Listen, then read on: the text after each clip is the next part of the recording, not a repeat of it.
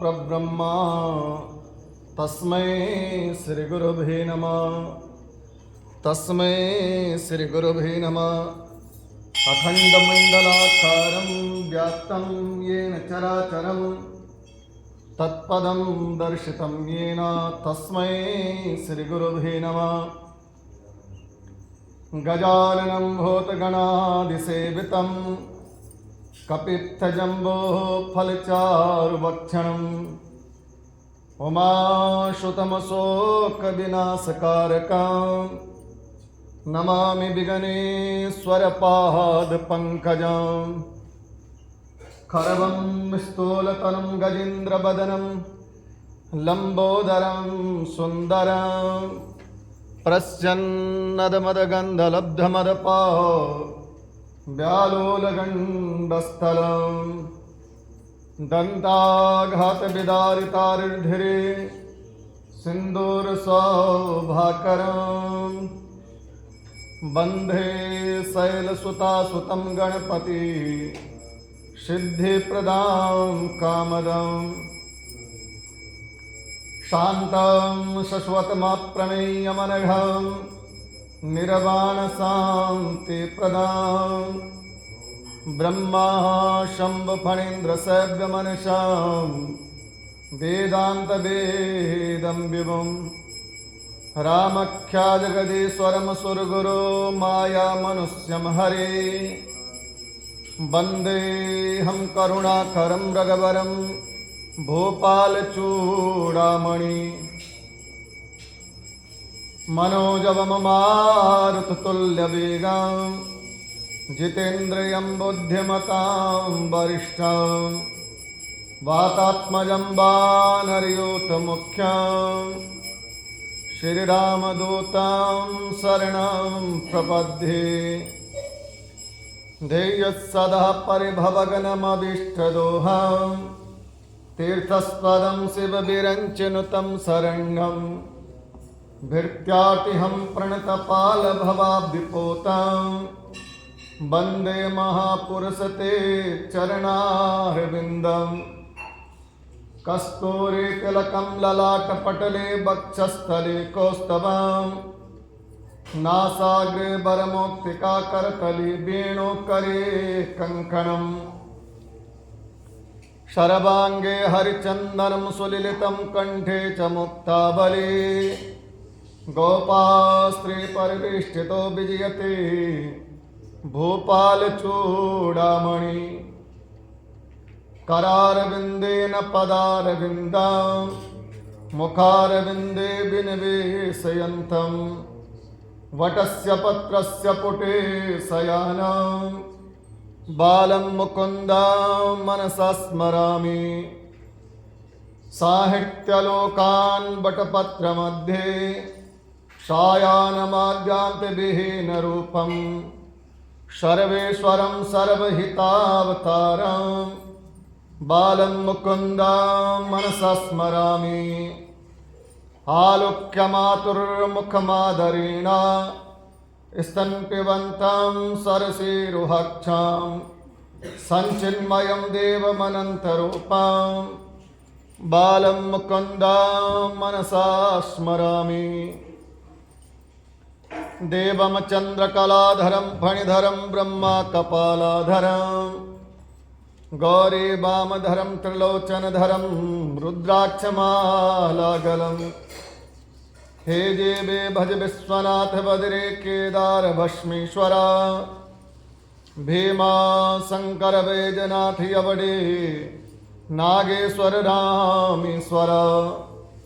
ओंकारे ममलेश्वरं विस्महरणं महाकालमल्लिकार्जुनं ध्यायेत् त्र्यंबक सोमनाथ मनसाम् एकादशे ओं नमः। देवे प्रपन्नाति हरे प्रसीदा प्रसिद्ध मातर जगतोऽखिलस्य प्रसिद्ध विश्वेश्वरि पाहि विश्वं त्वमीश्वरी देवी चराचरस्य।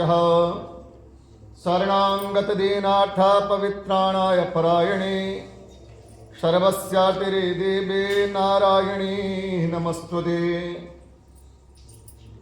आपदामपहर्तारं दातारं सर्वसम्पदां लोकाभिरामं श्रीरामं भूयो भूयो नमाम्यहम् उल्लङ्घसिन्धो सलिलं सलीलं याशोकबहिने जनकात्मजाय आदाय तेनेव ददाह लङ्का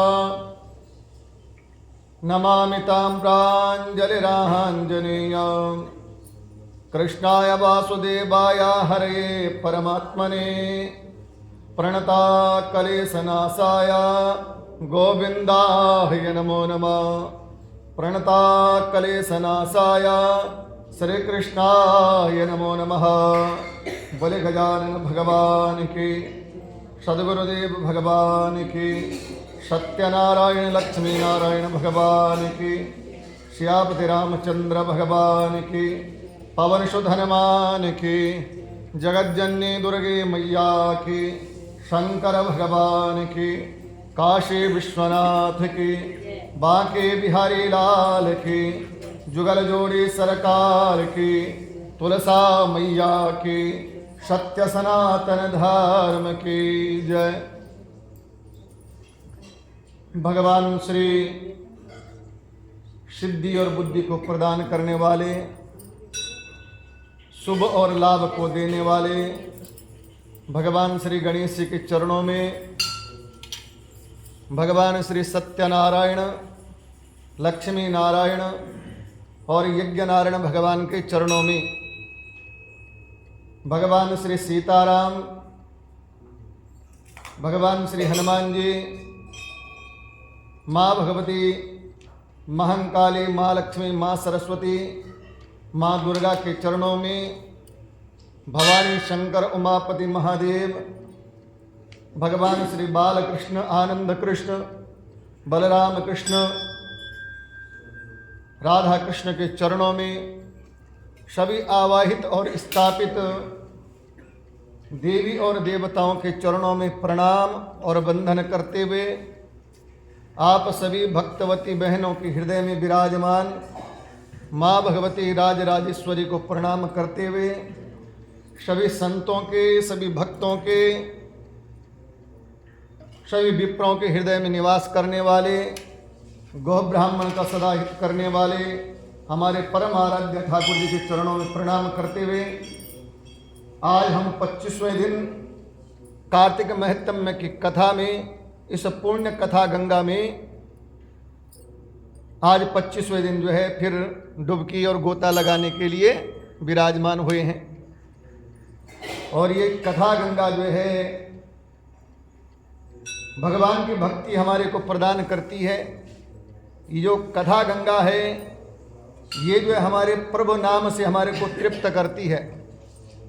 कथा गंगा जो है मन में जो उत्कंठा है परमात्मा के प्रति, उस उत्कंठा को तृप्त करती है, उस प्यास को बुझाती है जो कि प्रभु नाम की प्यास हमें लगी हुई रहती है।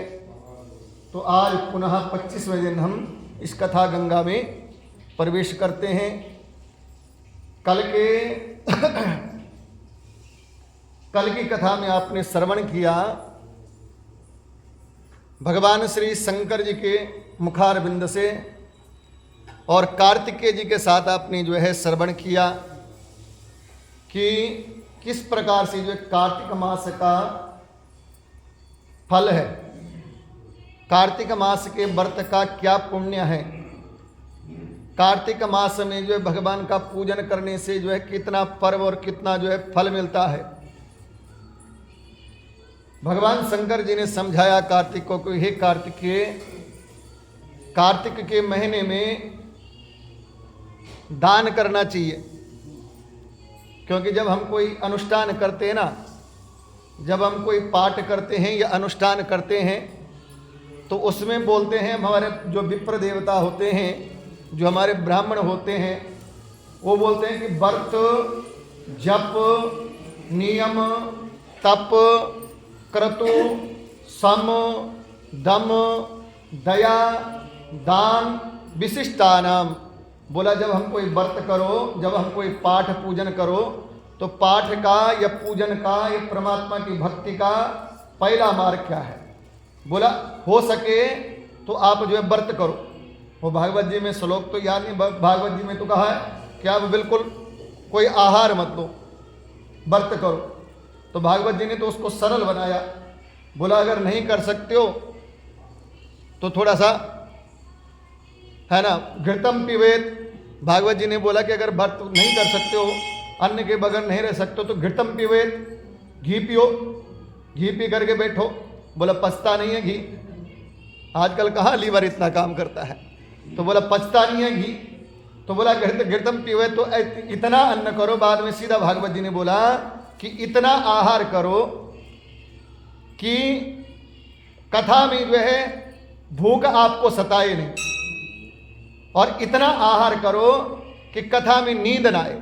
अच्छा, भोजन के दो लक्षण है, जब भोजन अधिक कर लो तो नींद आनी शुरू हो जाती है। अच्छा, भोजन कम कर लो तो भूख लगनी शुरू हो जाती है। तो वेद व्यासी ने कहा कि आहार इतना करो कि कथा में जो है आपको भूख न लगे, मतलब दिमाग जो है अन्न की तरफ ना जाए। और बोला दूसरा, इतना आहार करो कहीं इतना पेट भर के आ जाओ कि जैसे ही मंगलाचरण शुरू हुआ नींद आनी शुरू हो गई। तो बोला इतना आहार करो कि कथा में नींद भी ना आए। पहला व्रत का वो है, जब पूजा पाठ यज्ञ अनुष्ठान कथा, पहला है व्रत। और जो कार्तिक महीने में तो व्रत ही विशेष है। कार्तिक का व्रत जिसको कहा है कार्तिक का व्रत, है ना, या कार्तिक महत्म तो व्रतों के लिए प्रचलित है। पुण्य देने वाला, पवित्र बनाने वाला, शुद्ध बनाने वाला, आनंद देने वाला कार्तिक का व्रत है। तो किसी भी पूजन का नियम है व्रत। और दूसरा नियम क्या है? बोला अकेला भूखा रहने से तोड़ना होगा। बोला क्या करना पड़ेगा? बोला साथ में सुबह शाम दोपहर जब भी आपको समय लगे, जिसके प्रति आपका प्रेम हो, जो आपसे प्रेम करता हो, जो है जिसके प्रति आपको प्रेम हो, प्रेम मतलब परमात्मा। अब ये विश्वास रखो कि जिस प्रभु को आप प्रेम करते हो, ये 100% है कि वो प्रभु भी आपको प्रेम करते हैं। ये सत्य बात है, इसमें कोई दो राय नहीं है। ये विश्वासम फलदायकम, इतना विश्वास रखो कि जो परमात्मा जिसके चरणों का आप भजन करते हो, जिसके चरणों में आपकी प्रीति लगी है, वो परमात्मा भी आपको खूब प्रेम करता है। तो जब वो आपसे प्रेम करता है तो करो क्या? बोला दूसरा नियम है कि जप करो, सुबह शाम उठते बैठते खाते सोते। श्री कृष्ण गोविंद हरे मुरारी, हे नाथ नारायण वासुदेवा। श्री कृष्ण गोविंद हे नाथ नारायण वासुदेवा। गुनगुनाते रहो। क्या जा रहा है? व्रत तो चल ही रखा है, लेकिन आप भजन करते रहो, गुनगुनाते रहो उसका नाम। जब वो आपसे प्रेम करता है, आप उससे प्रेम करते हो, तो उसके नाम के बगैर क्यों रहते हो, है ना? अच्छा, प्रेम कब बढ़ेगा? प्रेम की सीमा कब बढ़ेगी? जब बार बार उसका चिंतन चलता रहेगा, मन में भी और वाणी में भी। और जब उसका चिंतन चलता रहेगा, जब आप उसके प्रति गुनगुनाते रहोगे, तो एक दिन ऐसा होगा कि हर वस्तु में आपको वही दिखाई देने लग जाएगा। प्रेम की ये सीमा होती महाराज कि जब वो प्रेम, जिससे आप प्रेम करते हो, जिस परमात्मा का आप चिंतन करते हो, जिस परमात्मा का आप ध्यान करते हो, जब आप निरंतर उसका चिंतन करोगे, जब आप निरंतर उसका भजन गाओगे, जब आप निरंतर उसका सुमिरन करोगे, जब आप निरंतर उसके मंत्र का जाप करोगे, तो आपको हर वस्तु में जो है वही दिखाई देने लग जाएगा। तो दूसरा नियम क्या बताया? पहला नियम बताया व्रत करो, और दूसरा नियम क्या बताया? बोला जप करो, फालतू मत बैठो। बुद्धि को अगर, अच्छा ये बुद्धि बड़ी खराब है, हाँ बहुत बिगड़ैल बुद्धि है ये, इसको थोड़ा सा छोड़ दोगे भागेगी इधर उधर, तो इसको छोड़ो मत, इसको लगाम लगाए रखो। अच्छा, इस बुद्धि पे लगाम कैसे लगेगी? भगवान नाम के जो है ताले से इस पे लगाम लगेगी। भगवान नाम का सुमिरन और स्मरण करते रहो। तो दूसरा नियम बताया, पहला नियम बताया व्रत, दूसरा नियम बताया जप, और तीसरा नियम बताया तप। अब ये भी नहीं कि आप जो है बिस्तर में लंबे होकर के तब बोलो ओम नमो भगवते वासुदेवाय, है ना? तो शरीर से तप भी करो, थोड़ा सा आसन पे बैठो, आधा घंटा, 1 घंटा, 2 घंटा, जो आपको लगता है, जो आपका शरीर बोलता है, शरीर मध्य खलु धर्म साधनम, शरीर के अनुसार जो है आप थोड़ा तप भी कीजिए, जितना लायक आपका शरीर है। ये नहीं कि जबरदस्ती आज बैठ जाओ, कल डिस्क प्रॉब्लम ऐसी हो जाएगी डॉक्टर के पास जाना पड़े ना, वो तो हट्टी बाबा का योग है। तो ऐसा नहीं, जितना शरीर बोलता है उतना तप भी कीजिए। पहला नियम व्रत, दूसरा नियम जप, तीसरा नियम तप, और कर्तु सम। अच्छा, कार्यकर्ता जो है आप जो है भगवान के प्रति कर्म करो, भगवान की सेवा करो। अब ये भी नहीं है कि मैंने तो जप कराया, मैंने तो तप कर दिया, तेरी सेवा कौन करेगा, तू खुद अपनी सेवा कर। नहीं भाई, जिससे प्रेम करते हो, अपने बालक की कैसी देखभाल करते हो आप, अपने बच्चे की कैसे देखभाल करते हो आप, सुबह शाम दोपहर उठते बैठते सोते खाते, बस कहीं गिर ना जाए, कहीं उसको जो है खाना ना खाया होगा, कॉलेज गया उसने खाना खाया कि नहीं खाया, दिन भर अगर कॉलेज में तो सोच रहे हो कि मेरे बेटे ने क्या खाया होगा, इतनी रात हो गई कहाँ रह गया होगा। वही तड़प, वही प्रेम, वही मोह, वही ममता जब उसके प्रति आपके मन में जागृत हो जाएगी, समझ लो कि आपका प्रेम अटूट हो चुका है, और ये समझ लो कि आपसे दुगना उसका प्रेम आपके प्रति अटूट हो चुका है। तो ये चौथा के मतलब आप उसके प्रति उसकी सेवा भी करो। और उसके बाद आया शम और दम। जब आप पूजन करते हो, जब आप कथा का श्रवण करते हो, जब आप कथा का पान करते हो, जब आप यज्ञ करते हो, तो उस समय क्या होना चाहिए, आपके अंदर अहंकार नहीं होना चाहिए, आपके अंदर जो है मोह नहीं होना चाहिए, आपके अंदर जो है लालच नहीं होना चाहिए, और सबसे बड़ी बात कि आपके मन बुद्धि और वाणी में क्रोध नहीं होना चाहिए। बोला ना कटुता च वाणी, क्रोध भी एक जो है बुरा लक्षण है, तो क्रोध नहीं होना चाहिए आपके अंदर। कर्तु और सम दम, और तीसरा दया की भावना होनी चाहिए, उदार की भावना होनी चाहिए, दया, और फिर आ गया जो है दान, फिर दान की भावना भी होनी चाहिए कि मैंने दान करना है। कितना दान करना है, जो मेरे से हो सके, जितना मेरे से हो सके, जितनी मेरी पॉकेट अलाउड करे उतना दान करना है। और वो दान मैंने निस्वार्थ करना है, निष्कामना के साथ करना है, बिना कामना के करना है, क्योंकि ये तो मैंने अपना बैंक LID बोलते हैं साहब उसको, जो पैसा डालते हैं बैंक में और वो सालों बाद खुलता है खाता, फिर तो ऐसा जो है धन, वो जो है दान आप जो है जब आप व्रत जब करते हो, जब यज्ञ करते हो, जब आप कोई पूजन करते हो, तो उस समय जो है आप दान की भावना भी अपने मन में रखिए। विशिष्टा नाम बोला, सबके लिए ये नियम है कि ऐसा जो है इस प्रकार से जब आप धर्म करोगे, इस प्रकार से जब आप पूजा करोगे, इस प्रकार से जब आप यज्ञ करोगे, इस प्रकार से जब आप कथा श्रवण करोगे, इस कर्म के साथ जब आप जो है पूजन और भक्ति मार्ग में चलोगे, तो आप समझ लो आपकी भक्ति सफल है, आपका प्रेम सफल है। समझ लो कि आपकी प्रीति परमात्मा के चरणों में अर्पण हो चुकी है। अब परमात्मा भी उसी प्रेम दृष्टि से आपको देख रहा है, और परमात्मा भी उसी भाव से आपको जब भज रहा है। बोले बाल कृष्ण भगवान। तो कल की कथा का सार, ये तो कथा तो लंबी है ना, तो मैंने शॉर्टकट इस सार को निचोड़ के आपके सामने रख दिया। ये हमारे कर्मकांड करते हैं पंडित, तो थोड़ा बहुत तो हमें सार पता है कि कहाँ से किसको कितना जो है सारा सार कैसे देना। बोले बाल कृष्ण भगवान की।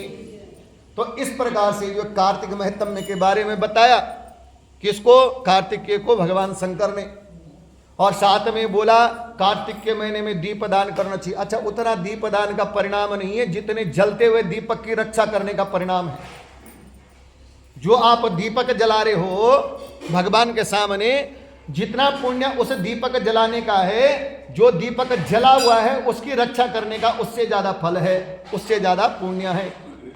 ये भगवान शंकर बता रहे, मैं नहीं बता रहा, है ना।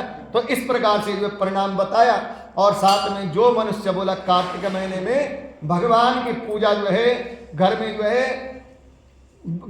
है वो जो है विप्रेंद्र, हे जे कमल नयन, भगवान की पूजा जो मनुष्य कार्तिक मास में कमल नयन भगवान की पूजा नहीं करता, हे विप्रेंद्र, उनके घर में अच्छा, कार्तिक के महीने में, माघ के महीने और बैसाख के महीने में विशेष करके भगवान का पूजन बढ़ चढ़ के करना चाहिए। बोला क्यों करना चाहिए?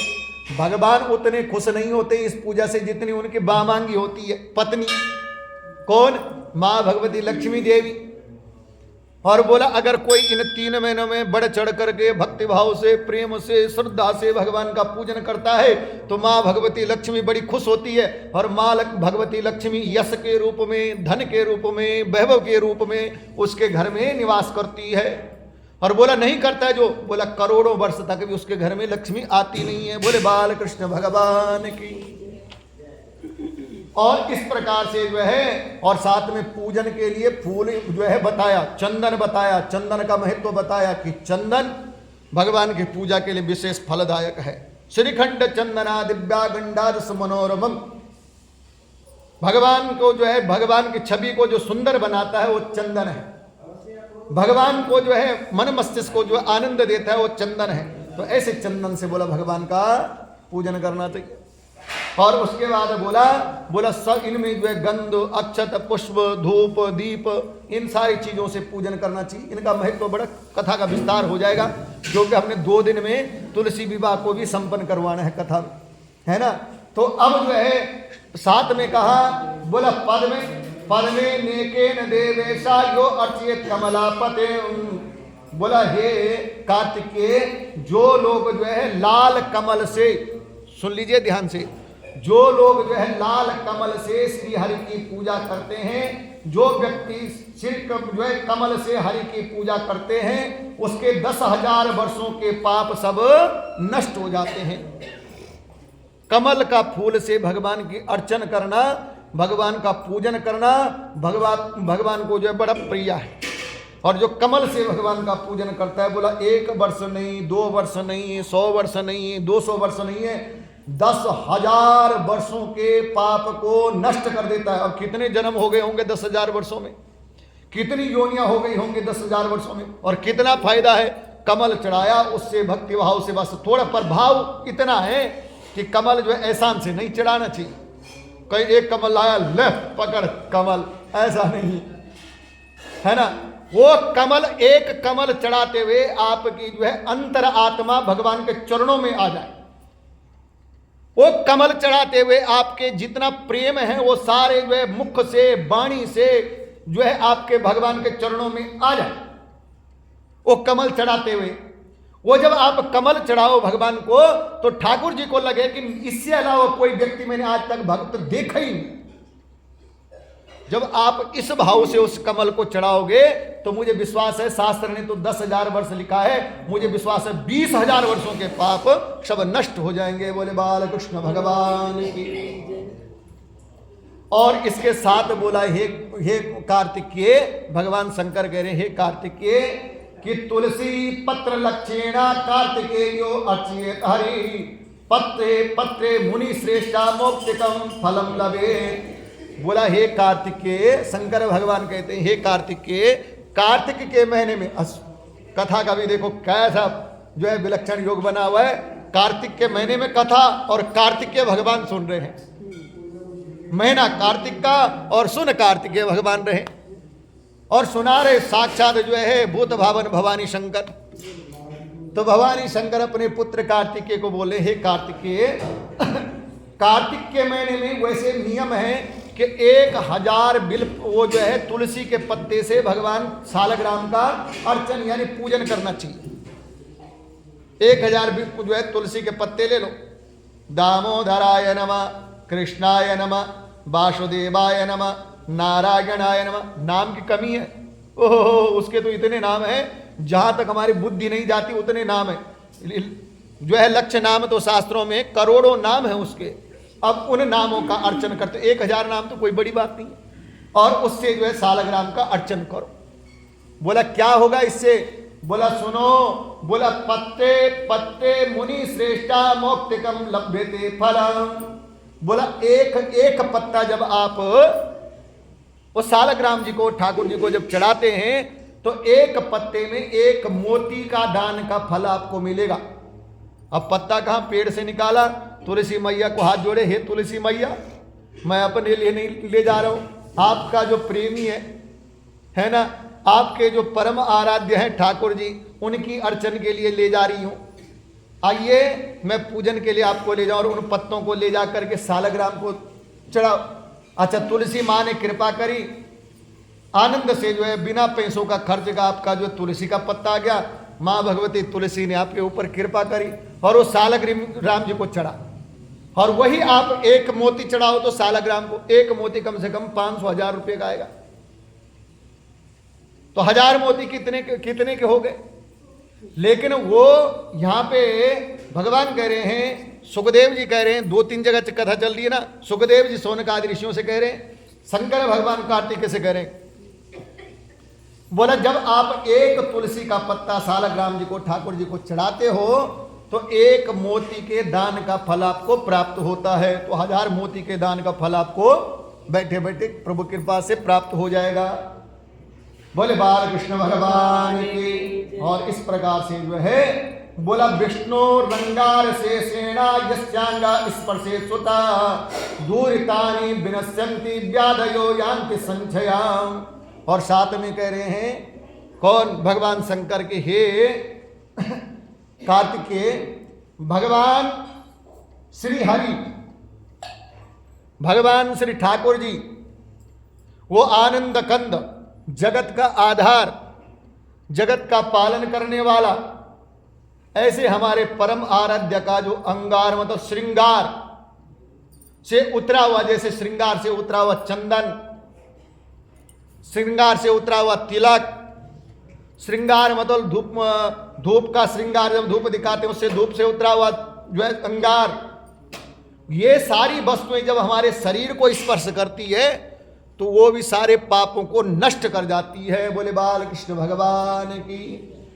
तो भगवान के उतरे हुए अंगार यानी श्रृंगार का स्वयं धारण स्पर्श करना चाहिए। जैसे धूप को मस्तक पे लगा लो। अब छोटे छोटे जो बच्चे होते हैं ना, उसको क्या चाहिए, जो शंकर भगवान ने ठाकुर जी की जो सेवा करी धूप से, उसकी राख संभाल के रखो और सोते हुए लगा लो। महाराज बच्चे ये चैन की नींद सोएंगे, आप बोलेंगे तो कुंभकर्ण की नींद में सो रहा भाई।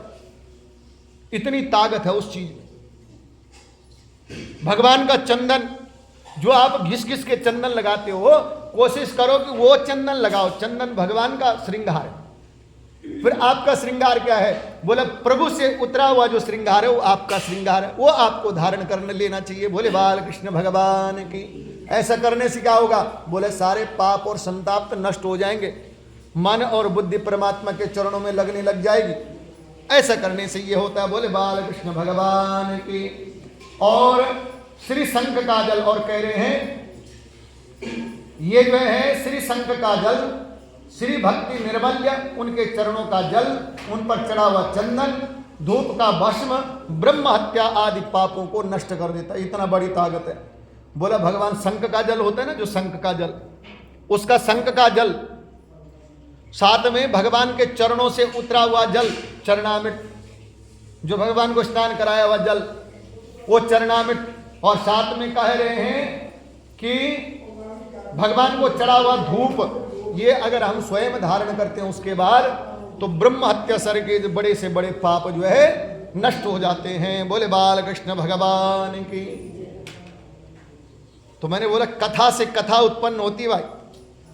और ये कार्तिक मास की जो कथा है ना, इसको करने के लिए बुद्धि भी चतुर होनी चाहिए, नहीं तो 35 अध्याय तक ही सीमित रहोगे।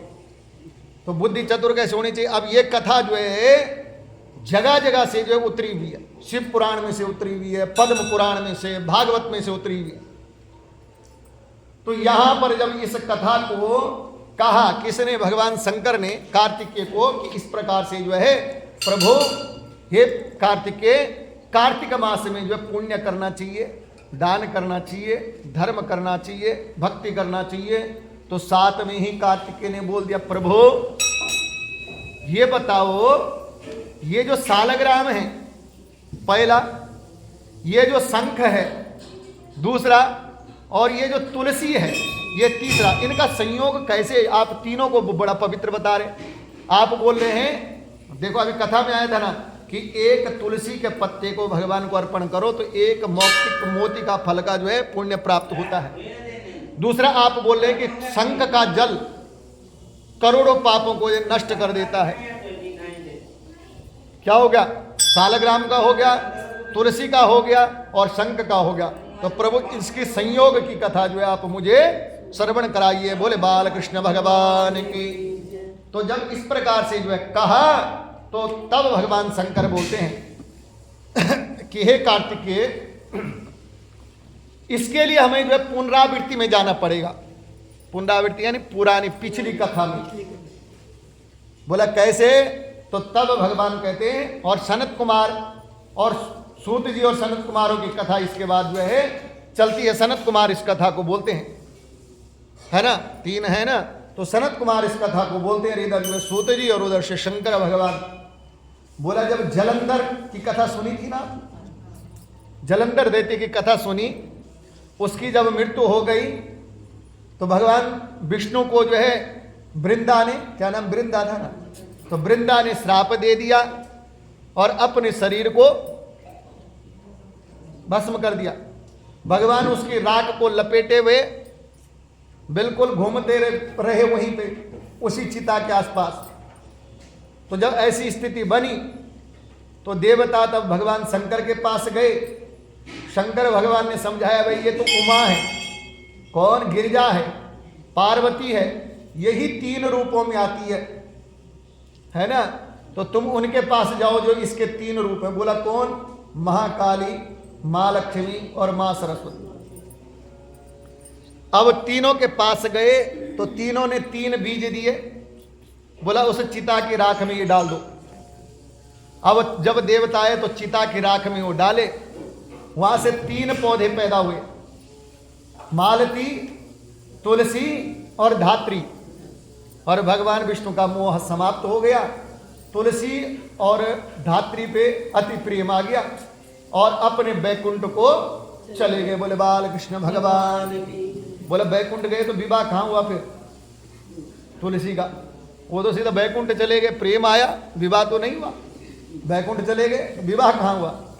तब शंकर भगवान कहते हैं कि इस कथा के पीछे शंखचूड़ नाम के दैत्य की कथा प्रारंभ होती है। शंखचूड़, एक शंख नाम की कथा है, एक शंखचूड़ और एक जलंधर की कथा में जो है इस प्रकार से बोला। एक शंखचूड़ नाम का दानव, उसको दानव कहा गया, जबकि वो दानव, क्योंकि उसके कर्म बाद में दानव वाले हुए, इसके लिए उसका नाम क्या आगे दानव रखा। मैंने बोला कि दानव कोई पैदा नहीं होता, दानव उसके कर्म बनाते हैं। राक्षस कोई पैदा नहीं होता, राक्षस व्यक्ति के कर्म बनाते हैं। तो वो जो शंखचूड़ का नाम का दानव था, महावीर और देवताओं के लिए जो है कंटक शिव जी के त्रिशूल जिस प्रकार युद्ध भूमि में उसका वध किया, बोला उस दानव की कथा। हे ऋषियों, जिस प्रकार से उस जो है दानव का, किसका? शंखचूड़ की कथा, किस प्रकार से उसका जन्म हुआ, किस प्रकार से वो जो है दैत्यों का राजा बना, किस प्रकार से भगवान शंकर के त्रिशूल से उसका वध हुआ, ये कथा मैं आपको श्रवण करवाता हूं। बोला क्यों? बोला इसी में तो शंख का, तुलसी का और सालग्राम का महत्व छुपा हुआ है। बोले बाल कृष्ण भगवान के। तो बोले मरीचे स्तन योद्धा तु पुत्रो या कश्यपो मुनि, साधर्मिष्ठा सूर्य सृष्टिकर्ता विद्या ज्ञात प्रजापति। बोला पूर्व समय में ब्रह्मा जी के मरीच नाम के पुत्र हुए। ब्रह्मा जी के पुत्र हैं जिनका नाम है मरीच नाम का पुत्र हुआ, और मरीच के पुत्र का नाम हुआ कश्यप। ध्यान से सुनना, ब्रह्मा जी के पुत्र का नाम मरीच और मरीच के पुत्र का नाम हुआ कश्यप। और कश्यप ऋषि बड़े धर्मशील थे, धर्मिष्ठ थे, सृष्टिकर्ता विद्यमान तथा प्रजापति वो जो है कश्यप ऋषि। और बोला उसी समय क्या हुआ, उसी समय की कथा है कि दक्ष थे, दक्ष की बहुत सारी कन्या हुई, और उन कन्याओं में दक्ष ने, क्योंकि उस समय गिने चुने हुए सृष्टि थी, गिने चुने हुए लोग थे, तो दक्ष ने उन कन्याओं में से 13 कन्याओं को जो है वो कश्यप मुनि को दे दिया, यानी उनके साथ विवाह संपन्न करवा दिया। बोले बाल कृष्ण भगवान शंकर भगवान की। और बहुत सारी वो और 13 कन्याएं प्रदान की और उनकी बहुत सारी संतान हुई, जिनमें से विस्तार से कहना संभव नहीं। वो 13 कन्याओं की भी बहुत संतान हुई, लेकिन इतनी 13 कन्याओं की कथा कौन सुनाएगा, उनकी संतानों की कथा कौन सुनाएगा महाराज। यहाँ तो महीना नहीं, यहाँ तो साल लग जाएगा, है ना। हमने तो 15 तारीख को कथा का जो है पूर्ण दिवस है ना, तो वो तो साल लग जाएगा। तो यहाँ भगवान स्वयं कह रहे हैं, भाई मैं नहीं कह रहा, भगवान कह रहे हैं कि 13 कन्याओं का बहुत बड़ा वंश विस्तार है, बहुत सारे अनेकों संतान है, लेकिन उनमें से जो है जो मूल है, जो इस कथा के सार को हमारे तक देती है, जो इस कथा के पुण्य को हमारे तक देती है, उस कथा को मैं श्रवण करवाता हूं। बोला कश्यप मुनि की वो जो 13 स्त्रियां थी, 13 जो पत्नियां थी, यानी दक्ष की जो 13 कन्याएं कश्यप की पत्नी थी वो, तो बोला कश्यप मुनि के उन 13 स्त्रियों में से एक का नाम था दनु। क्या नाम? दनु नाम की पत्नी थी, वो 13 कन्याओं में से उसका नाम था दनु। और जो सुंदर, बोला कैसी सी दनु? बोला महारूपवती साध्वी पति सौभाग्य वर्धिता, बहुत रूपवान थी। रूपवान मतलब दिखने की सुंदर, गुणवान थी। अच्छा, रूप अकेला रूप कोई क्या करेगा, रूप का गुण अच्छा ना हो तो रूप का क्या करना, है ना। रूप दिखा सुंदर और जैसे ही मुंह खोला तो वाणी हो गई कौवे की, बोले बाल कृष्ण भगवान की। तो उस रूप का क्या फायदा, केवल स्वरूप सुंदर हो और वाणी कौवे जैसी हो तो उसका फायदा नहीं। और कोई काक रूप का हो, मतलब उसका रूप चाहे बेकार हो, लेकिन उसके गुण अगर बढ़िया हो तो उसको सदगुणी और सदरूपवान कहा गया। बोले बाल कृष्ण भगवान की। तो दनु के बारे में बताया, वो बोला रूपवती थी, साध्वी थी, पति से प्रेम करने वाली, सौभाग्यवती। और वो जो दनु थे अनेक बलवान पुत्र थे। दनु के भी एक पुत्र नहीं हुए, दनु के भी बहुत सारे बहुत जो है बलवान पुत्र हुए। विस्तार से भय से मैं उन नामों को यहाँ नहीं बता सकता। अवस्थी जी कृपा करो महाराज, कथा चल रही है। बोले बाल कृष्ण भगवान की। तो इस प्रकार से जो है धनु के भी जो है बलवान, बहुत सारे बलवान पुत्र थे। और विस्तार से भय से जो है बोलो, विस्तार से उनकी कथा भी, उस कथा को भी विस्तार नहीं करेंगे, सारे पुत्रों का वर्णन नहीं करेंगे, कितने पुत्र थे, कहाँ कहाँ के राजा थे। बोला उनका विस्तार क्या करें। बोला उनमें से जो है एक विप्रचित नाम का पुत्र था। बोला उनमें से एक विप्रचित नाम का, इनको बोले बाहर जाओ जरा। बोले बाल कृष्ण भगवान के, बोले शंकर भगवान के। तो वो जो धनु, बोला धनु के बलवान पुत्र थे। और विस्तार से बोला उनमें से जो है एक पुत्र का नाम था विप्रचित। क्या नाम था? विप्रचित। इन्होंने कथा ही भुला दी मेरे को। ऐसे ही होते हैं दानव। बोले बाल कृष्ण भगवान की। दानव कोई अकेला थोड़ा होता है, अच्छी खासी कथा को जो भंग करना, इसी को दानव कहते हैं। बोले बाल कृष्ण भगवान की। मैंने परसों क्या कहा था आपको, मैंने परसों कहा था कि दानव सिंह वाले नहीं होते। तो इस प्रकार से जो है बोला विप्रचित नाम का जो है उसका जो है धनु का बोले शंकर भगवान की। हाँ, तो इस प्रकार से जो है बोला विप्रचित नाम वाला दानव था, जो महाबली और महापराक्रमी। और विप्रचित के नाम के आगे जो है दानव लगा, क्योंकि उसने भी कोई ऐसा कर्म किया होगा। क्योंकि मैंने बोला कि कर्म के आधार पे इंसान का नामकरण होता है, या उसके जो है उसके आगे संज्ञा लगती है। तो विप्रचित जो है वो दानव महापराक्रमी, और उसका दंभ नाम का पुत्र, कहाँ से हुआ? उसका दंभ नाम का पुत्र, और विष्णु भक्त था। जो दंभ नाम का पुत्र था, भले वो दानव हो गए, उसके पिता के कर्मों के अनुसार हुआ होगा, या जैसे भी हुआ होगा। कथा का विस्तार तो अब क्या करें, वो बड़ा विस्तार हो जाएगा। बोला वो जो है दंभ नाम का था, वो विष्णु भक्त था। लेकिन हुआ क्या, भक्ति के साथ साथ उसने भगवान की सेवा भी करी, भगवान की भक्ति भी करी, भगवान की उपासना भी करी, सब चीज करा, लेकिन महाराज वो दंभ का जो है जितेंद्रिय हुआ, कोई पुत्र नहीं हुआ, लेकिन उसका घर में कोई पुत्र नहीं हुआ। और जब नहीं हुआ तो इसीलिए चिंताग्रस्त रहता था। और हुआ क्या कि उसने जो है दैत्य गुरु शुक्राचार्य को अपना गुरु बना दिया। क्या करा?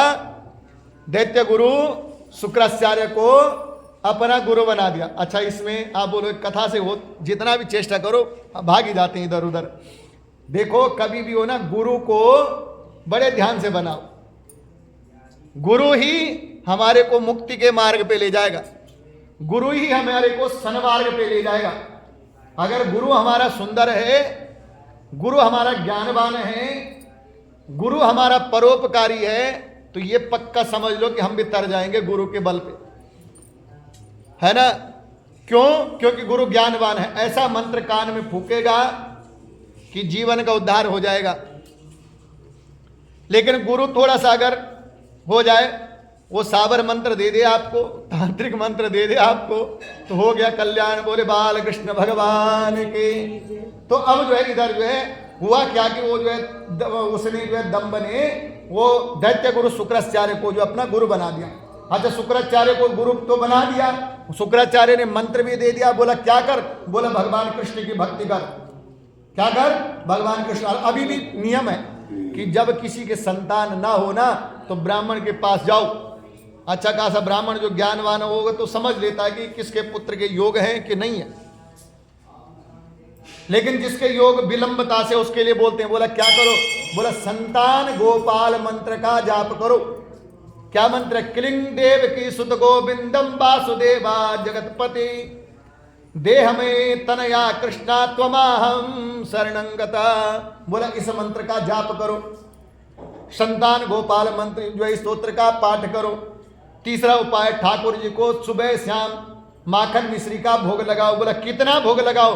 बोला इतना भोग लगाओ कि सुबह दोनों पति पत्नी उस भोग को ग्रहण भी कर सके। नहीं तो एक डोंगा भर के लगा दो और उसके बाद खाएगा कौन उतना? तो भोग उतना लगाओ जितना जिब्बा में चला जाए, जितना आप जो है आपके परिवार में बंट जाए। तो अब जो है यहां पर कथा उधर नहीं जाते हैं, क्योंकि वापस आ जाते हैं। बोले बाल कृष्ण भगवान की। क्योंकि एक कथा में दूसरी कथा याद आ जाती है ना। तो इधर क्या हुआ? बोला जो है शुक्राचार्य ने जो है दंभ को बता दिया, भाई तू कुछ नहीं कर, तू एक काम कर। बोला क्या करो? बोला भगवान कृष्ण की भक्ति कर, भगवान कृष्ण के मंत्रों का जाप कर। बोला क्या होगा? बोला वो तुझे जो है पुत्र रत्न की प्राप्ति हो जाएगी, कृपा कर देगा तेरे ऊपर। और तपस्या करते हुए उस जो है दंभ नाम का जो दानव था, उसने इतनी घोर तपस्या करी महाराज, इतनी घोर तपस्या करी कि अन्न जल का त्याग वो कर दिया। और उसके शरीर की जो अग्नि थी, उसके मस्तक से वो अग्नि बाहर, ऐसे जैसे आग जलती है ना आग, ऐसे उसके मस्तक से जो अग्नि बाहर की तरफ निकल रही है। बोले बाल कृष्ण भगवान की। और वो जो तेज था, वो जो अग्नि थी, उस तेज से, उस अग्नि से पहले तो आसपास के लोग जो है उस अग्नि से, अब जेठ के महीने का सूर्य देख लो, जेठ के महीने का, जेठ तो समझते हो आप लोग सब, जेठ के महीने का सूर्य देख लो कितना तेज होता है। 5 घंटे जरा सूर्य बाहर खड़े होके दिखाओ, चक्कर आ करके गिरे ना, तब बोलना। सारे जो विटामिन डी होता है ना, हाँ गया। बोले बाल कृष्ण भगवान की। तो विटामिन डी के चक्कर में जो है कहीं शरीर ही चला जाता है। विटामिन डी भी लो तो ऐसे समय में लो जैसे अब सर्दियों में खूब विटामिन डी लो, खूब धूप सेको। जेठ के महीने की सूर्य की गर्मी कौन सहन कर सकता है? तो यहाँ पे बोल रहे, बोले उसकी अग्नि, उसके मुख जो है मस्तिष्क से निकलने वाली जो बोला जो तेज था, वो इतना तेज था कि पहले सृष्टि में जो है उसकी गर्मी, उसकी जो है बेचैनी होने लगी। धीरे धीरे में तो स्वर्ग में भी अमरावती की तरफ जो बेचैनी, वो गर्मी चली गई, देवता परेशान हो गए। इतनी जो है अग्नि, इतना तेज, इतने जो है बोला इतना जो है तेज कहाँ से निकल रहा है? देवता परेशान हो गए, क्या हो गया, कहाँ से हो गया, कहीं बुरा होने वाला तो नहीं है? अच्छा जब कुछ होता है ना, अच्छा कभी ना आपको कोई आवाज़ अजीब सी आ रही हो, चाहे वो किसी पशु की हो, लेकिन वो आवाज़ समझ में ना आए ना, तो वहम हो जाता है कुछ बुरा तो नहीं हो रहा, कुछ बुरा तो नहीं होगा। ऐसा कई बार अनुभव करते हैं। तो जब देवताओं ने देखा तो देवताओं ने जो है, देवता भी भ्रमित हो गए महाराज। आज देवता बोल रहे कुछ बुरा होने वाला है, क्या होगा मुझे हमें पता नहीं, लेकिन बुरा होने वाला है। अच्छा, कुछ देवता बोल रहे हैं हमें ऐसा लगता है कि अब जो महाप्रलय होता है ना, वो महाप्रलय का दिन आगे नजदीक। जैसे हम लोग हैं वैसे देवता जो आपस में मंथन कर रहे हैं। कुछ लोग तो बोल रहे हैं कि कुछ बुरा होने वाला है, कुछ देवता बोल रहे हैं कि लगता है कि वो महाप्रलय का दिन जो है आ गया है। बोला क्या करें? बोला पहुंचो, जल्दी पहुंचो। बोला कहाँ? बोला जो सृष्टि का जो है वेद व्यास जो है भगवान ब्रह्म के पास, चार मुख वाले के पास, उसने तो सब कुछ देखा होगा। बोले शंकर भगवान की। और इस प्रकार से जो है ब्रह्मा जी के शरण में गए। तेन ताप्ता सुरा सर्वे मनयो मनवस्तता सुना सीरा पुरस्कृत्या ब्राह्मणा शरणम जयो। और बोला ऐसा सोच करके ऐसी चिंता में सीधा कहां पहुंच गए? ब्रह्मा जी के शरण में पहुंच गए। ब्रह्मा जी को बोला हे ब्रह्मा जी, आप तो विधाता हो। विधाता का मतलब होता है जो सब कुछ जानता है।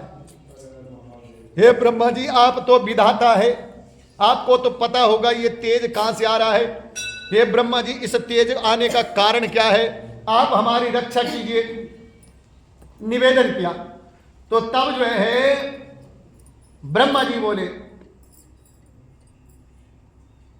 ये देवता बोले, बोला हे देवदेव, हम नहीं जानते ये तेज जो है हम सभी को अत्यंतिक जो ये तेज है, ये जो है उष्णा है, ये हमारे को बहुत संताप यानी बहुत पीड़ा दे रहा है। ये कहां से आ रहा है, इसका कारण क्या है? और इस प्रकार से जो है हे शरण देने वाले ब्रह्मा, अब इन देवताओं की जो आप रक्षा कीजिए। कहां से ये तेज, कैसे है ये तेज? तो इधर से जो है ब्रह्मा जी ने जब ब्रह्मा जी को जब कहा तो ब्रह्मा जी ने भी जो है निवेदन किया। और ब्रह्मा जी भी देवताओं को साथ लेकर के ब्रह्मा जी ने भी सोचा कि भाई ये तो बड़ा वास्तव में ये तेज बड़ा संताप्त कर रहा है, बड़ा पीड़ा दे रहा है। और ब्रह्मा जी के भी समझ में न आए तो ब्रह्मा जी ने जो है उठाया सब देवताओं को, बोला ऐसा करो भाई उसके पास चलो। बोला किसके पास? जो सबका बापू है। क्या? किसके पास चलो? बोला जो सबका बापू है। बापू मतलब वो पर ब्रह्मा, वो परमेश्वर, वो जगत का आधार भगवान श्री विष्णु के पास चलो। और सारे देवताओं के पास लेकर के भगवान विष्णु के पास पहुंचे। और जब विष्णु के पास पहुंचे, विष्णु भगवान से निवेदन किया, वही प्रार्थना करी, प्रभु ये तेज कहां से आ रहा है, क्या हो रहा है, क्या होने वाला है?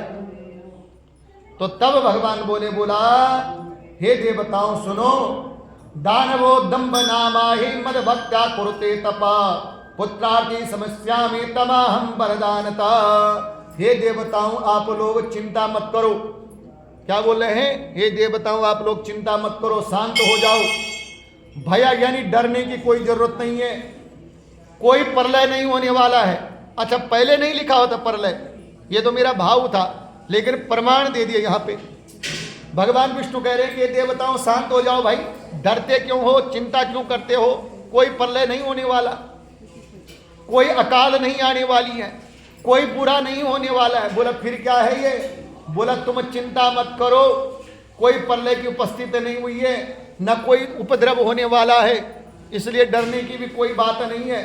बोला फिर प्रभु फिर ऐसा क्यों हो रहा है? बोला एक दंभ नाम का दानव है। कौन है? दंभ नाम का एक दानव है, वो जो है पुत्र कामना के लिए तप कर रहा है। उसके घर में कोई संतान नहीं है, इसलिए संतान कामना के लिए वो तप कर रहा है और वो पुत्र चाहता है। क्या कह रहे हैं? बोला वो पुत्र चाहता है और इसीलिए मैं उसे वरदान देने के लिए जा रहा हूं। उसको वो जो है जैसे ही मैं वहां जाऊंगा मैं उसको वरदान दूंगा, ये जो उष्णा है, ये जो तेज है, ये शांत हो जाएगा। बोले बाल कृष्ण भगवान की। तो इस प्रकार से जो है भगवान ने कहा और भगवान वहां से अच्युतोपि वरम दातो पुष्करम सजगामः। और भगवान विष्णु भी वर देने के लिए पुष्कर क्षेत्र में, अच्छा वो तप कहाँ कर रहा था? पुष्कर क्षेत्र में कर रहा था। और वह दंभ नाम का दानव जो तप कर रहा था। भगवान पहुंचे पुष्कर क्षेत्र में और जैसे ही भगवान वहां पहुंचे वो दंभ बोलता है, बोला देव देवा नमस्ते तो पुंडरी का विलोचना रमानाथा त्रिलोके सा कृपम कुरो ममो परे। हे देव देव, हे महादेव, हे कमल लोचन प्रभु, हे रमा के नाथ, रमानाथ। रमानाथ किसको कहते हैं? भगवान विष्णु को जानकी के जो पति हैं वो रमानाथ हैं। वो कौन है? भगवान विष्णु हैं। हे रमानाथ, हे देवादिदेव, हे कमल लोचन प्रभु, हे त्रिलोकी के स्वामी प्रभु, मैं आपके चरणों में प्रार्थना करता हूँ, मैं आपके चरणों में प्रणाम करता हूँ, मेरे ऊपर कृपा कीजिए प्रभु। कौन बोला? दंभ। और साथ में कह रहा है कि मुझे महाबली पराक्रमी हे प्रभु ऐसी कृपा करो। जब आपने दर्शन दे दिए मुझे, आपने कृपा करी, आपने दर्शन दे दिए, अब मेरी एक इच्छा है प्रभु। भगवान बोले बोल क्या इच्छा तेरी? बोला प्रभु मेरी इच्छा है कि मेरे घर में एक पराक्रमी, क्या पराक्रमी, और साथ में बोला हे प्रभु तीनों लोकों को जीतने वाला, ताकत में इतना हो कि वो तीनों लोकों को जीत सके, तीनों लोकों को जीतने वाला, और वीर देवताओं के लिए भी। बोला हे प्रभु ऐसा पुत्र दो जिसको देवता भी न जीत सके, ऐसा पुत्र मुझे प्रदान कर दो। अगर मेरे ऊपर जो है कृपा करते हो, आप कृपा कर दो, ऐसा मेरे ऊपर कृपा कर दो कि मेरे घर में ऐसी संतान हो जाए जो अजय हो, जिसको कोई जीत ना सके। तीनों लोकों का स्वामी अगर वो बनना चाहे तो उसे कोई रोक ना सके, देवता उसको जीत ना सके, ऐसा मुझे पुत्र प्रदान कर दो। बोले बाल कृष्ण भगवान की। भगवान नारायण ने जब देखा कि भगवान जो है किसके बस में है? भक्त के बस में। महाराज भक्त तो भगवान से जो मर्जी करवा ले। राजा बलि ने तो पहरेदार बना दिया था, सिक्योरिटी गार्ड बना दिया था अपने घर का भगवान को। तो भगवान तो भक्ति में रीझ जाते हैं। तो भगवान ने कहा ठीक है दंभ तूने ऐसा मांगा, तथास्तु, आशीर्वाद दे दिया, ऐसे ही होगा। और अपने आप अंतर ध्यान हो गए। बोले बाल कृष्ण भगवान की। और इस प्रकार से अब जो है यहाँ पर कौन कह रहे हैं? सनत कुमार कह रहे हैं, सुखदेव जी कह रहे हैं, शंकर भगवान कह रहे हैं। बोला अच्छा ये जो कथा है ना, ये कथा पता कहाँ से उतरी है? ये गोलोक से उतरी है। मेरे ख्याल देवी भागवत पुराण में भी है इसका वर्णन, मुझे अभी ध्यान नहीं है पूरा।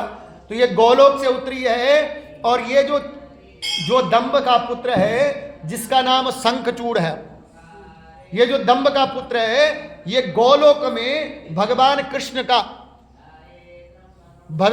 का दास, उसका नाम सुदामा है।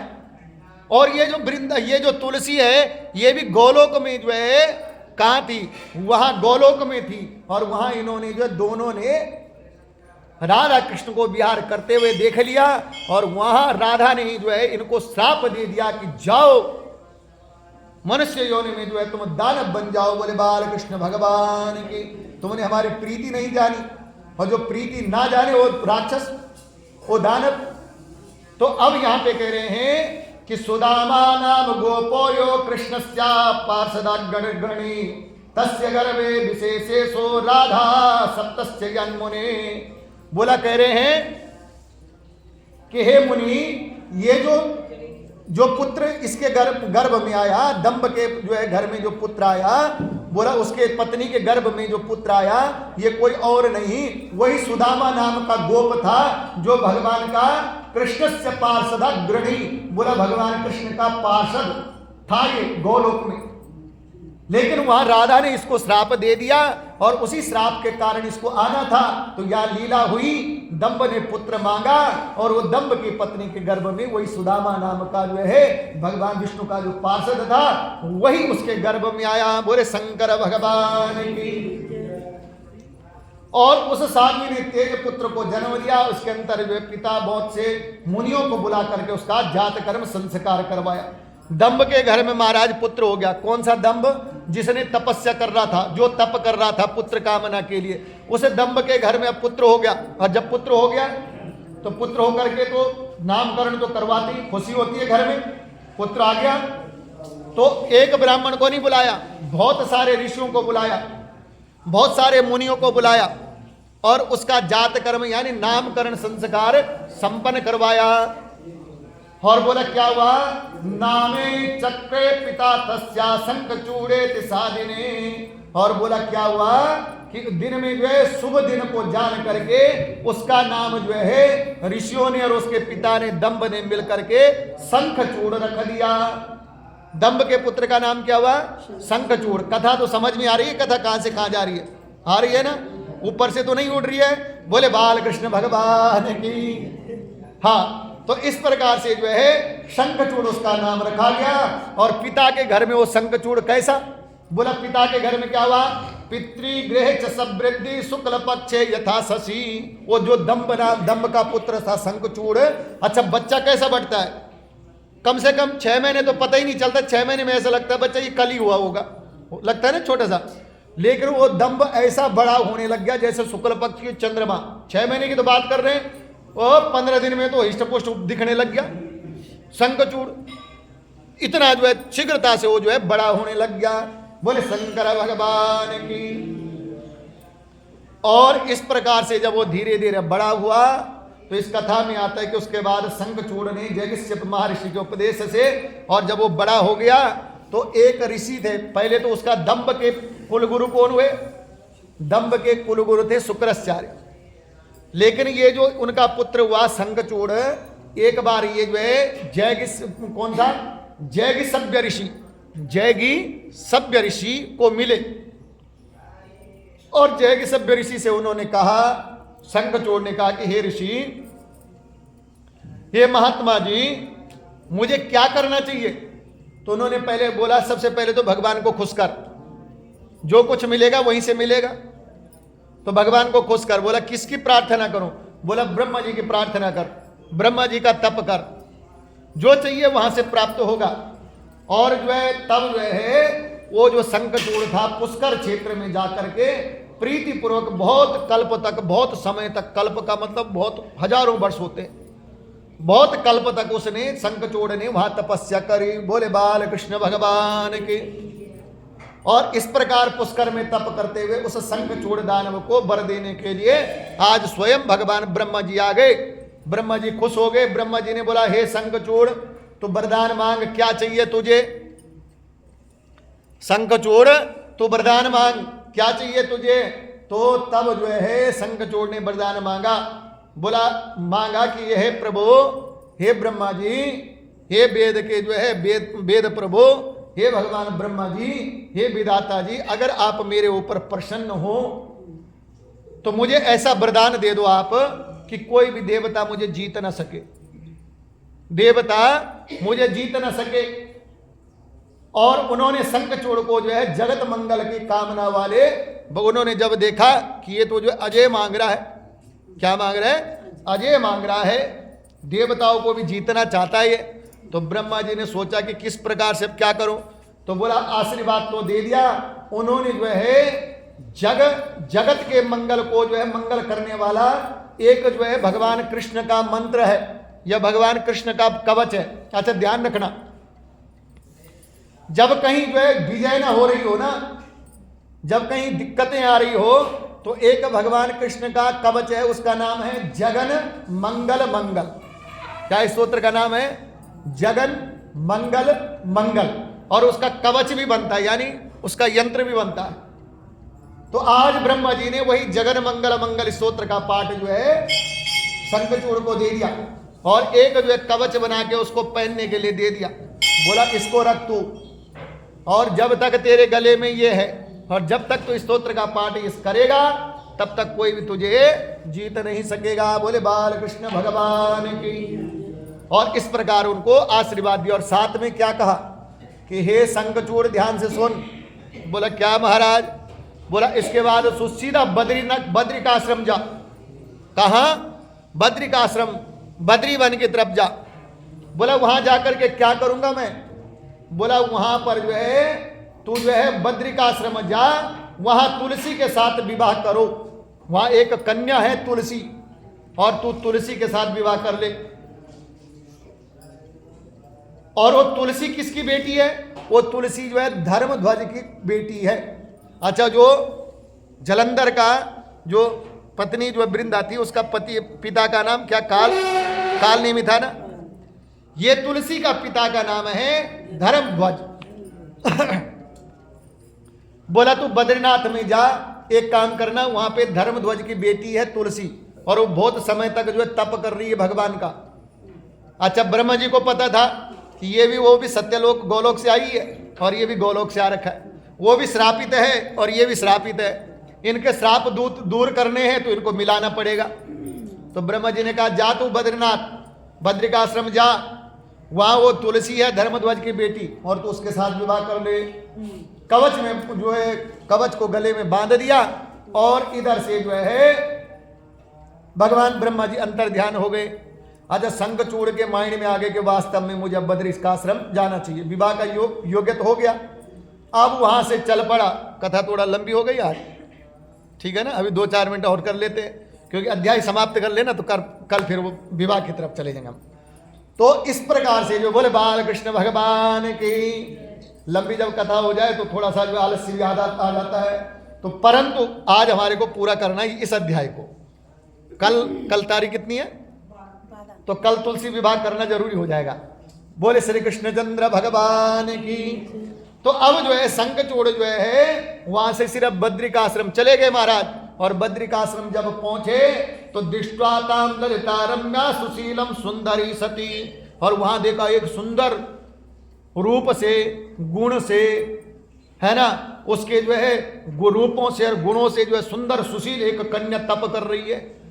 उस कन्या को जब देखा और मधुरम बचा, उससे मधुर वाणी में शंखचूड़ बोला। क्या बोला? बोला का त्वाम कस्य सुता त्वाम ही किम करोसी स्थितत्र किम। बोला तुम कौन हो? शंखचूड़ बोल रहा है कि तुम कौन हो, किसकी कन्या हो, यहां क्या कर रही हो, और मौन होकर यहां क्यों बैठी हो, मुझे अपना दास समझकर जो है संभाषण करो। हे कन्या, तुम ये बताओ तुम किसकी बेटी हो, कहां से हो, और यहां क्यों अकेली बैठी हो, क्यों मौन बैठी हो, मुझे कहो। वो धर्मध्वज की जो बेटी है तुलसी बोली, मैं तो धर्मध्वज की बेटी हूं, सुन ले ढंग से बात। हाँ, अब कथा की भाषा थोड़ा उग्र हो रही है तो समझ लो आप। बोले बाल कृष्ण भगवान बोला हे सुन, बोला मैं धर्मध्वज की कन्या हूं और तपोवन में तपस्या कर रही हूं, तुम कौन हो, और तुम अपना बताओ तुम कौन हो। पहला तो ये बताओ कौन है, और दूसरा बताया बोला हे पुरुष ये मेरी बात सुन ले, इतना बता दे तू कौन है, और दूसरा सुख पूर्वक यहां से निकल जा। क्या बोल रही है? सुख पूर्वक निकल जा यहां से। बोला नहीं तो क्या होगा? बोला गड़बड़ हो जाएगा। बोले बाल कृष्ण भगवान की क्रोध आ जाएगा, तप करते हुए किसी को रोक लो, व्रत करते हुए किसी को रोक लो तो क्रोध आ जाएगा। तो बोला यहां से सुख पूर्वक यहां से चले जाओ। तो तब शंखचूड़ बोला सुन, बोला हे देवी तुमने जो कहा वह सब झूठ है। बोला संसार में जितनी भी पतिव्रता स्त्रियां हैं उनमें तुम अग्रगण्य हो। शंखचूड़ ने बोला सुन, गुस्सा करने की जरूरत नहीं है, हे तुलसी मैं तुझे जानता हूं। बोला क्या? मैं तुझे जानता हूं कि संसार में जितने भी पतिव्रता धर्म का पालन करने वाली स्त्रियां हैं उनमें तुम सबसे श्रेष्ठ हो, और मैं और तुम जो सोच रही हो कि तुम्हारे को क्रोध आ रहा है ना कि मैं यहां क्यों आया, तो हे तुलसी सुन, मैं पाप दृष्टि वाला नहीं हूं, मैं तेरे को पाप दृष्टि से तो ना देख रहा हूं ना, तू गलत सोच रही है, मैं तो यहां किसी प्रयोजन से आया हुआ हूं। तो बोला इस प्रकार से जो है उसी प्रकार तुम वैसे नहीं हो, ऐसे में जो है तुम सुंदर बुद्धि वाली हो, सुंदर चरित्र वाली हो, लेकिन मैं भी पाप दृष्टि वाला नहीं हूं। हे सोवते, इस समय ब्रह्मा जी ने और साथ में कहा हे तुलसी मैं खुद भी नहीं आया हूं। बोला फिर क्यों आए? बोला मुझे भगवान ब्रह्मा जी ने भेजा है, और ब्रह्मा जी ने बोला है कि वहां जो है बद्रिकाश्रम में तपोवन में तुलसी तप कर रही है तो उसके साथ विवाह कर ले। बोले बाल कृष्ण भगवान की।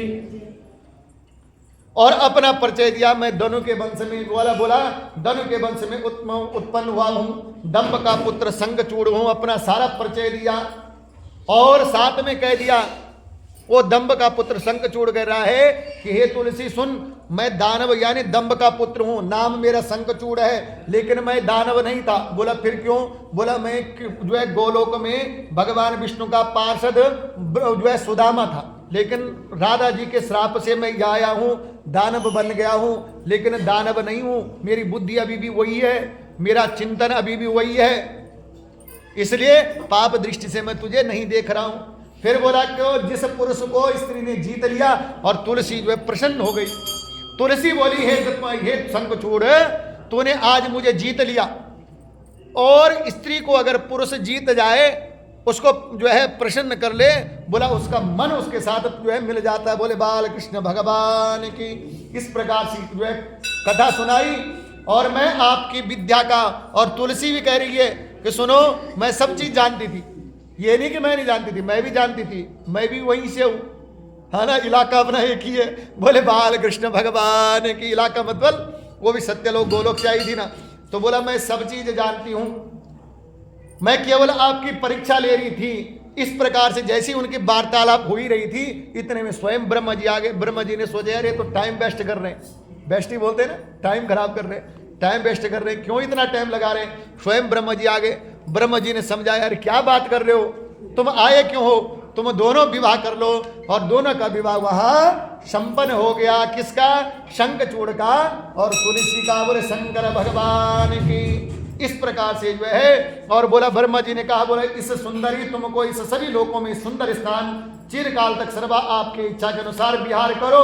और बोला अंत में सुनो, हे शंखचूड़, हे तुलसी, तुम लंबे समय तक यहां रहो, पति पत्नी के रूप में रहो, परंतु जब तुम यहां से चले जाओगी, जब तू यहां से चला जाएगा, भगवान ब्रह्मा जी कह रहे तो सुन मेरी बात ढंग से। बोला अंत में तुम दोनों को भगवान का गोलोक मिलेगा, फिर से भगवान कृष्ण को जो है तुम पुनः प्राप्त करोगे। जिस कृष्ण से तुम बिछड़े हो, जिस ठाकुर जी के से तुम दूर हुए हो, वही ठाकुर जी के चरणों को फिर तुम प्राप्त करोगे, वही गोलोक तुम्हारे को प्राप्त होगा। और वही पद, जिस पद से तुम आए हो, वही पद तुम्हारे को प्राप्त होगा। और इस प्रकार से जो है आशीर्वाद देकर ब्रह्मा जी अपने लोक को चले गए। और तुलसी विवाह, बोला इस प्रकार तुलसी विवाह हुआ अपने पिता के घर, तुलसी विवाह हुआ, दोनों का विवाह हुआ। और वो शंखचूड़ जो है अपने पिता के घर में तुलसी को लेकर के दम्भ के घर में, अपने पिता के घर में चले गए। बोले बाल कृष्ण भगवान के, बोले शंकर भगवान की जय। कल थोड़ा सा और इतना ही समय कल भी लगेगा, क्योंकि कल के अध्याय में क्या क्या होगा। कल के अध्याय में जो है वो जो शंखचूड़ है, वो जो है तपस्या करने के बाद देवताओं का राज्य पे यानी स्वर्ग पे आक्रमण करेगा, देवताओं का अधिकार छीन लेगा। देवता भगवान ब्रह्मा जी के पास जाएंगे, ब्रह्मा जी जो है भगवान विष्णु के पास जाएंगे, विष्णु भगवान उसके पुनर्जन्म की कथा सुनाएंगे। और फिर शंकर जी के पास जाएंगे, शंकर जी के पास जाने के बाद शंकर भगवान से युद्ध होगा। और उसके साथ साथ क्या होगा, इधर से जो है भगवान विष्णु वो तुलसी का जो है सतीत्व भंग करेंगे। और उधर क्या होगा, बोले शंकर जी जो है इसको शंखचूड़ को जो है त्रिशूल से समाप्त करेंगे। और यही तुलसी का प्रीति जो है भगवान कृष्ण के चरणों में आएगी। और तुलसी सालग्राम और शंख का महत्व होगा। और तुलसी विवाह कल संपन्न होगा। बोले बाल कृष्ण भगवान की, शंकर भगवान की, काशी विश्वनाथ की। आइए फिर एक अध्याय और करेंगे, कमल नेत्र करेंगे। अब तो श्री कमल नेत्र कट पीतांबर अधर मुरली, मुकुट कुंडल कर लकुटिया